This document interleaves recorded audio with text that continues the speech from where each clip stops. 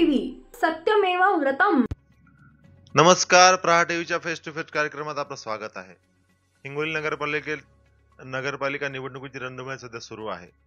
आपल्या सोबत आहेत बाबारावजी बांगर, माजी नगराध्यक्ष, त्यांचे चिरंजीव तथा विद्यमान भारतीय जनता पक्षाच्या नगराध्यक्ष पदाचे उमेदवार नीता बाबारावजी बांगर यांचे चिरंजीव जे आहेत राजेश बाबारावजी बांगर आहेत.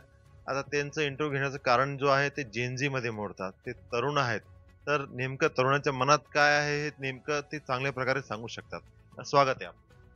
नमस्कार हिंगोलीकरांनो, मी राजेश बाबाराव बांगर. सर्वांना जय श्रीराम. सर्वप्रथम मला सांगा की आपले वडील हे नगराध्यक्ष होते, आता आपले आई जे आहेत ते नगराध्यक्ष पदाच्या रिंगणात आहेत. काय वाटते आपल्याला?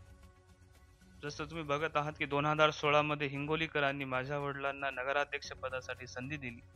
त्यांनी जो विकास हिंगोलीसाठी केलाय, शहरातील घरकुल असो, रस्ते विकास असो, विविध सामाजिक सभागृह असो, शेतकरी भवन असो, राजीव सातव सभागृह असो, शिवाजीराव देशमुख टाले हॉल असो, त्यांना असे बहुतांश स्मशानभूमीचं सुशोभीकरण असो, शहरातील विविध ठिकाणी रस्ते असो, तसे आता मागच्या आमच्या काळामध्ये 109 कोटी दिले. आमच्या आमदार माननीय तानाजीराव मुटकुळे साहेब यांनी शहरासाठी 114 कोटी रुपये या काळात मंजूर करून दिले.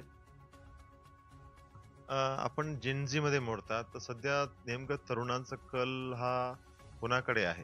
कारण जेनझीचं राजकीय भवितव्य ठरवतात, भारताचे भवितव्य तेच आहेत. असं वाटतंय की आता बिहारच्या निकालावरून तुम्ही बघतच असाल, आता देशाच्या निकालावरून बघा, महाराष्ट्राच्या निकालावरून बघा, हा तरुण हा भारतीय जनता पार्टीकडेच आहे. आज तुम्ही तर बिहाराच्या निकालावरून स्पष्ट बघतच असाल, जे आता युवकांसाठी ज्या संधी उपलब्ध करून दिल्या, जो रोजगार निर्मिती करून दिली, भारतीय जनता पार्टीने जे शैक्षणिक सुविधा करून दिल्या, त्यामुळे तरुणाई ही भारतीय जनता पार्टीकडेच आहे. आपण जर हिंगोलीची परिस्थिती बघितली तर तरुण वर्ग जो आहे तो शिंदे सेनेकडे वळताना दिसत आहेत. काय कारण असेल? आता त्यांना विविध आमिषे देऊन, भूलथापांना बळी पाडून, वाम मार्गाचा अवलंब करून त्यांचा पक्ष प्रवेश करून घेत आहेत. तर बाकी समजावं हिंगोलीकरांनी. काय कारण आहे, म्हणजे काय भूलथापा देत आहेत ते? आता बघा, त्यांचा वाम मार्गाचा सुळसुळाट आहे. मटके असो, गुटखा असो, दारू असो, वाळू असो, यांचा सुळसुळाट आहे. बहुतांश युवकांना काहीतरी आमिषांचा भूलथापा देऊन किंवा खोटी आश्वासने देऊन, तुला उमेदवारी देतो असं करून भूलथापांना बळी पडून ते प्रवेश करून घेत आहेत. मुस्लिम वर्ग सुद्धा मोठ्या प्रमाणावर शिंदे सेनेकडे वळताना दिसत आहे. या मागचं काय कारण आहे? बघा, आता काहीतरी आमिष दिले असेल. मागच्या वेळेस तुम्ही लोकसभेच्या कार्यकाळात बघत असाल तर त्यांनी असं म्हटलं होतं की लोकसभेला आम्हाला मुस्लिम मतांची गरज नाही. मग असा प्रश्न उद्भवतो की आताच मुस्लिमांची आठवण का आली? कळमनुरीचे आमदार आहेत, ते कळमनुरीमध्ये जी परिस्थिती आहे तर त्या कळमनुरीमध्ये केलेल्या विकासाच्या आधारावर हिंगोलीत मत मागत आहेत. काय परिस्थिती कळमनुरीची आपल्याला काय ऐकायला मिळालंय? बघा, आता तुम्ही हिंगोलीतला जर मुख्य रस्ता जर कळमनुरी मधला जर रस्ता सोडला तर मध्ये काही रस्त्यांचं काही विकास कामे झाली नाहीत. घाणीचं साम्राज्य पसरलेलं आहे. जिथे पाहसाल तुम्ही तर परिस्थिती बघितलेलीच आहात. तर त्यावरून बघावं, आता आमचा खेडकडे जाणारा मार्ग आहे, कोथळजकडे जाणारा मार्ग आहे, त्यानंतर लाखमेत्यामध्ये आता गेल्या 1 वर्षाच्या अगोदर रोड झालताय. पुन्हा त्यावर आता 6 महिने पण झाले, 6 महिने उलटले, पुन्हा एक रस्ता निर्मित करावा लागतो. त्यावरून हिंगोलीकरांनी बघावं काय कामे आहेत आणि काय नाही. हिंगोलीचे काय आपले मुद्दे काय असणार आहे, नेमके कोणत्या मुद्द्यावर आपण मत मागणार आहात?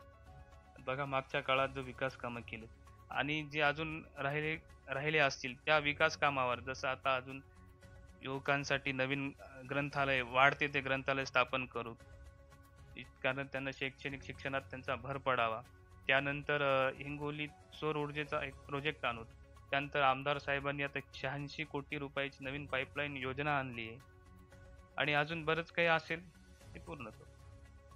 बाबारावजी बांगर यांच्या कार्यकाळात नेमके कोणते कोणते विकास कामं झाले? बघा ना, आता तुम्ही बघा, एक शहरातली मुख्य रस्ते झालेत. हिंगोलीमध्ये बघा, कैलासवाटी गोपीनाथरावजी मुंडे शेतकरी भवन झालंय मंगळवारा बाजारामध्ये. त्यानंतर शिवाजीराव देशमुख टाले हॉल झालाय. स्वर्गीय राजीवजी सातव सभागृह झालंय. त्यानंतर हिंगोलीतील नवीन नगर परिषद इमारत झाली आहे. त्यानंतर हिंगोलीमधली स्मशानभूमीचं सुशोभीकरण झाले. विविध सामाजिक सभागृहांचं हे झालंय. छत्रपती शिवाजी महाराजांच्या या पुतळ्याच्या जागेसाठी हिंगोली नगर परिषदेतर्फे एक 40 लाख रुपयाची जागा ही घेऊन दिलेली आहे. या निवडणुकीत एक मुद्दा जो आहे तो खूप चर्चेला जात आहे, तो आहे अवैध धंदे. त्याबद्दल आपल्याला तरुण म्हणून काय वाटते? माझं तरुण म्हणून असं वाटतं की अवैध धंदे ही कमाई ही क्षणिक कमाई आहे. यामुळे काय आहे की वाम मार्गाला लागणार, येणारी पिढी ही व्यसनाच्या आहारी जाणार. व्यसनाधीनचे तर तुम्ही प्रमाण बघतच असाल, काय होते व्यसनाने, संसार उद्ध्वस्त होतात, हे होतात. जर असंच जर शहरात जर याला जर चालना दिली, हे झालंय, तर आज जागोजागी गल्ली गल्लीत मटके स्थापन होतील आणि तरुणाई ही वाम मार्गाला जाणार. त्यामुळं तरुणांनी याकडे हे करून दुर्लक्ष करावं, या गोष्टी टाळाव्यात.